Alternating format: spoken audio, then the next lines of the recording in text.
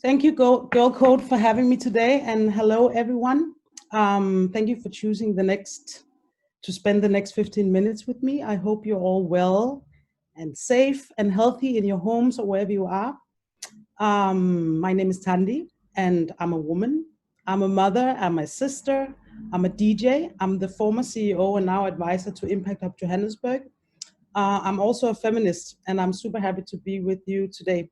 So I'm here to talk about the topic on leading the way to diversity and equality in South Africa's STEM ecosystem.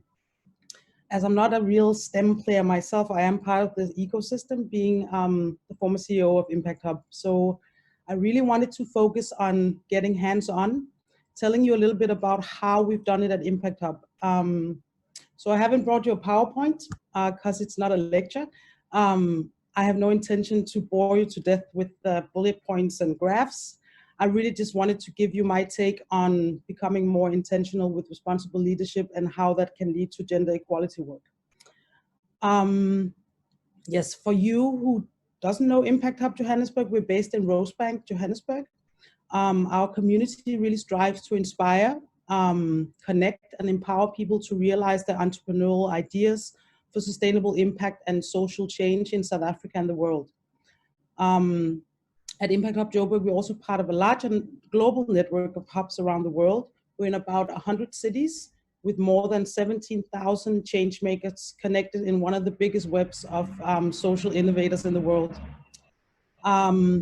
More importantly, we are a place of convening for social change, supporting and empowering for a strong community, and host like a work family of trust and radical collaboration.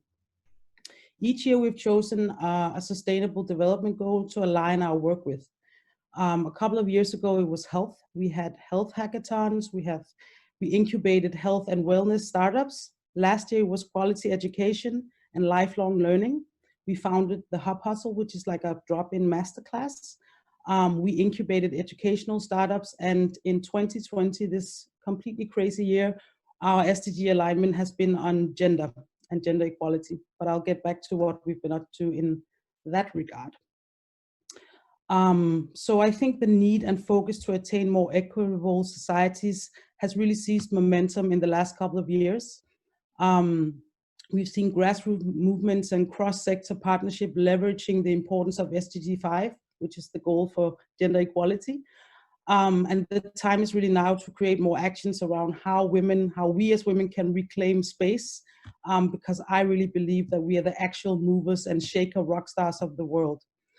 Yeah, but it's also kind of the time to be more responsible and radical as well. And when I say radical, it's about being real with our intentions about supporting women. So why is it really important to empower women, and how can we start? Well, why? Because it's the right thing to do. It's the only way forward. I think if we want to attain all the SDGs by 2030, this is the place to start. We can't do it without us, the women of the world. That's the plain and simple truth. We just want to be equal. But in fact, it also seems quite obvious to me that when half, or maybe more than half the world's population are women, and more than 50% of the world is lagging behind on health, education, pay, wealth, pension, it really creates a negative impact on all we try to achieve. Because when there's a lack of the female ethos, or the gender balance is not represented in the innovations or developments and transitions we invent in our organizations or in society, then it really lacks vital parts, and it creates a negative spiral downwards. We see it, for example, in technology bias. Just during COVID, we've seen it with PPE, for example. It's too big for women and whatever. We see it with seatbelts, voice recognition, or like breast cancer screenings, those mammograms. Have you ever had one? It's really not invented by a woman, that's for sure. We also see it with spatial security, policy work, funding schemes, health bias, and leadership for men by men. And if you want to dig more into the subject of women being kind of written out of society's context, please grab the book called Invisible Women that goes kind of deeper into this conversation. So it's quite obvious that we need representation of women to co-create solutions in society that's actually also beneficial to women. As I see it, we really need women at the drawing board in the design processes, the app development, the decision-making phases, the spatial design, investment designs everywhere. But one of the most critical aspects to this representation and becoming a leader, any leader also in STEM, in business, in corporate, or in life, is access or lack of access. Social mobility is super low for women, and especially African women. And we need access to those crucial networks, those kind of closed society, or that one opportunity. And I realized after a little research that social capital and business opportunities that come with mentorship, for example, is a really simple way of changing that. But surprise, surprise, women have a harder time to actually get mentorship, as men tend to mentor other men. So at Impact Hub Joburg, we really wanted to try and take that responsibility on. We thought of ways that we could try and kind of level the playing field, but where we didn't have to kind of ask permission to, you know, change policies or other big things. But we started our mentorship program called Growing Women. So we wanted to create kind of a method or take a step closer to create these equal opportunities for women to flourish and succeed, and let kind of mentoring do its trickle effect. And what I mean by trickle effect is that because those who are mentors most likely will also mentor others. And I think it really kind of, it's those small steps you can take to start creating rings in the water and then change the world, one little step at a time. So that's something we could do kind of here and now, woman to woman. Just before that, late last year, we kicked off our Equality Lounge in November during the first day of 16 days of activism that I'm super proud of. It's a partnership with SAP Next Gen, the German technology company or corporate, UN Women and the Female Quotient. We kind of created a platform where we can portray role models for gender equality, but also having kind of those difficult and vibrant conversations of all the obstacles and challenges and, you know, that women faces in their day-to-day lives in business or, yeah. But we also kind of wanted to have a space where we could create that platform for representation, where we could see other women role models from our own, like kind of homegrown role models that we can aspire to. And we've had really a lot of different sectors represented, and we had a lot of different themes kind of discussed. Other than that, in the beginning of lockdown, we also we designed and we thought, okay, we need to do something. We're sitting here in our homes. We usually have this physical space that we host our community, but now we are all at home. What can we actually do? And we kind of looked at where the biggest challenges are, and gender equality has really been challenged during COVID. So we wanted to do something extra for women, also being the theme of the year. So we designed a virtual resilience program for women. We invited women-led impact ventures and social enterprises to apply. We didn't have any kind of it could be all sectors as long as it was 51% women-led.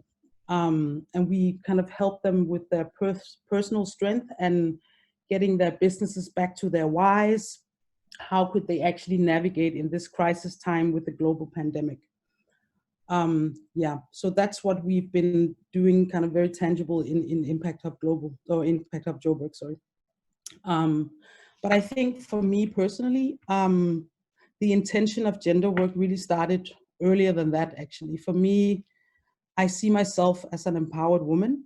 I can and should always, you know, try to empower the ladies around me and open doors for others. So I always did that also in my DJ career, teaching women about hardware, being behind the decks, encouraging them to play music, telling their stories through music.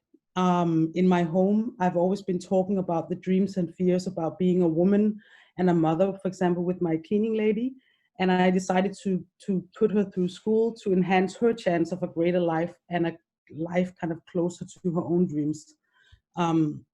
So I really started with the women next to me in all parts of my life, looking at it kind of more holistically than only in my workplace.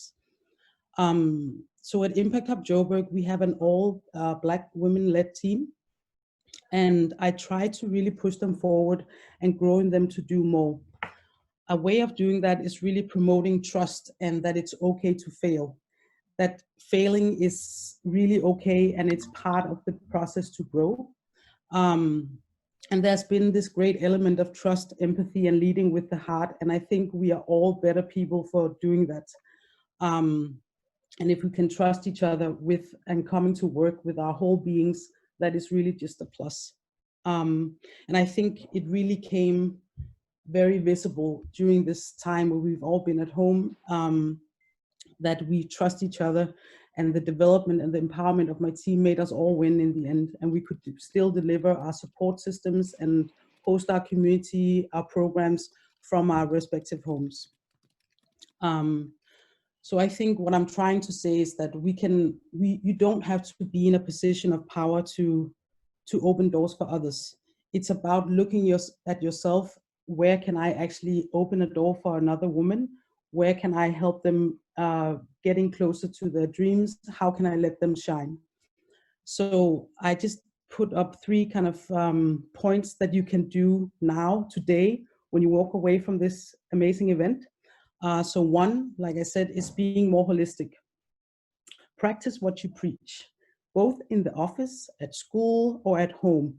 You don't have to be in the position of power to change a woman's life. Start with the person next to you. You can't create inclusion in your work life and be a complete shit at home. 2, it's about finding and being and sharing allies, both for men and women. It's about opening doors for others and being intentional and having diversity in all that you do. Let's say you have a panel. You find it hard to find women to include in like panelists. Then find other women who can help you do a more diverse spectrum. So it's about having diversity in all that you do. It really brings on better results as I see it. And number 3, I think trust and empowering others. Put your faith in your sisters, build that confidence where you can and allow them to shine. And even if it means failing sometimes, it really benefits you as a person, but also whatever project you're doing. Yeah. So that's it for me. That was just my little fire talk. And I hope you have a super lovely day forward and enjoy all the fantastic women you have speaking at this event today at Girl Code. So thank you so much. If you have any questions, please throw them at me.